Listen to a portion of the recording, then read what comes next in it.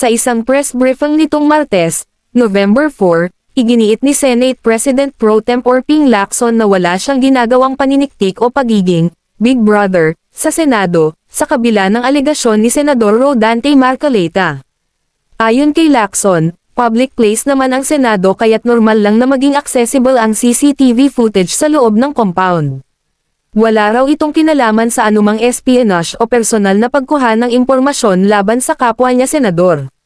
Nilinaw pa niya na hindi niya intensyong manilip o mag-imbestiga ng palihim kay Marcoleta. Ipinaliwanag niya na nabanggit lamang niya ang presensya ni Orly Gatese sa opisina ni Marcoleta, dahil ito ay bahagi ng factual timeline bago ang pagdinig ng Senate Blue Ribbon Committee noong September 25.